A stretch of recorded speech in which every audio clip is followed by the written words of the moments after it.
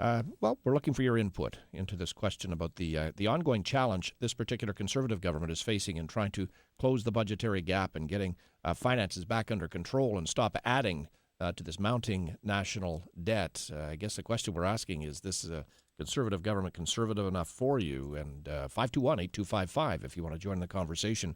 Right now, we're going to go to Peter Coleman. He's president and CEO of the National Citizens Coalition for his thoughts on this. Peter, good afternoon. Thanks, Rick, for having me on. Good to have you on. Let's start with your assessment of the fiscal update that the finance minister released yesterday. The deficit will be $5 billion plus higher this year than they expected, and it'll take at least until, I think it's the year 2017, before they're comfortable that they can finally eliminate this deficit. What's your thinking on that?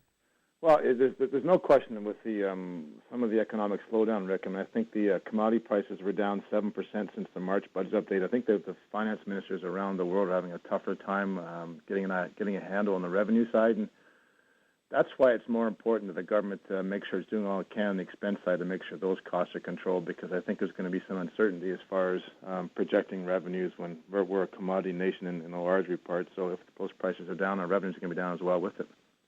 Well, your organization appeals for support for the issue of extending a message to all governments about fiscal responsibility. Do you think the government should be responding and adapting to these ever-changing economic circumstances internationally? I don't think this is a short-term phenomenon. The problems in Europe and the United States aren't going to go away tomorrow. And does this government need to make additional changes to its expenditures to make sure that it is properly adjusting to these realities? Yeah, Rick, I think they do. I mean, we've been advocating for things like zero-based budgeting for a while, where the government looks at how they're providing services to Canadians and do they need departments in their entirety. I mean, do they look at, for example, should Veteran Affairs be folded into the Department of Defense instead of having two big, huge bureaucracies? Maybe you could have some cost savings for that, but they don't seem to want to really look at structurally how they're providing services in a great deal. I know they tinker around the edges. They might save $3 billion here, $2 billion there. Well, it's a lot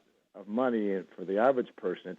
They're still spending around $270 billion a year at the federal level, up from about $220 when they came into power. So I think, to your comment, it is going to be uncertainty for a while as far as revenue side. So I think the government's got to do, let more with less. But you've also got the challenges too. Everybody wants health care increases at the provincial level. They want stable funding for the transfer payments to the provinces. So the provinces are pushing the federal government too, for more money as well. So everybody seems to have their hand in the cookie jar, and if there's less money to throw around. I suggested earlier in the program, I'm not sure it's fair, but it's certainly an observation that the Conservative government seems to have turned the old Liberal practice on its head. You remember the Liberals used to campaign from the left, govern from the right. Do we have a Conservative government right now that campaigns on the right? It says all the things to its base about its determination to crack down on expenditures, to grow revenues, and to make sure that they close this deficit. But once they get into power, they sort of find comfort in that mushy middle.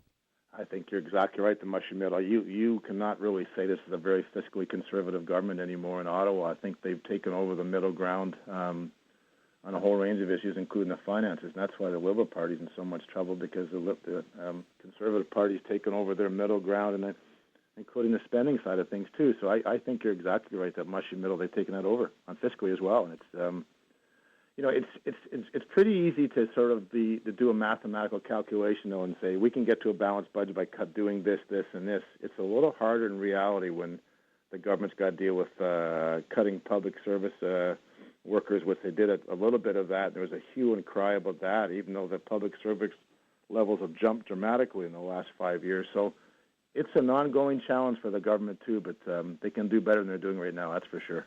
Well, and you raise a good point. I mean, it's not easy lifting, but we didn't elect them to do the easy jobs. We elected them to do the tough decisions. It's funny, sort of the reaction that I've been getting, and I know some of the other commentators on CFRA have been getting in response to this, by asking simply the question, is this Conservative government conservative enough? Is it doing enough? People think that we're attacking the Conservatives. I think, in fact, we're simply asking them to be what they have always pledged to be, which is conservative.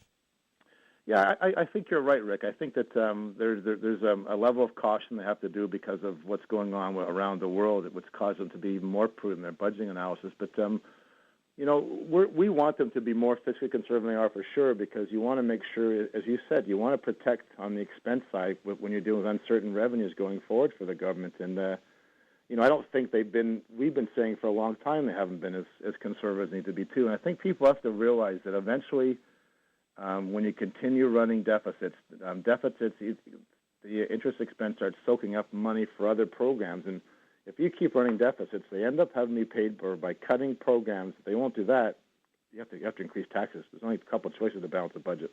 Well, that's suicide for this government if they had to do that. I think it's going to be difficult enough for this government if they have to ride into the next election, and it's not going to happen for a few years, but if they have to go in and say, we didn't achieve one of the cornerstone objectives in the last 5 years in getting rid of this deficit, I think they're going to face some real challenges. I think you're absolutely right. I mean, it's not till 2015, but I think they've got to be looking at these things as they're going now, and they're trying on certain things. For example, when looking at the old age security going to 67, 65, and I think some of those things actually, quite frankly, are smart to do with an aging population to try and keep those things under control and give people a long lead time to deal with the adjustment. But they're going to have to make some difficult decisions, and it's the jury's kind of out where they want to make those, or they want to keep on going down that middle of the road without making the very hard decisions.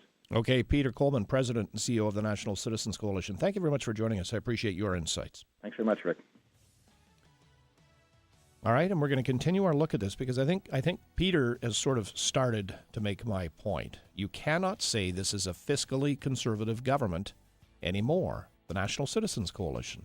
Now, they're a small c conservative lobby organization that tries to appeals to governments for lower taxes, balanced books.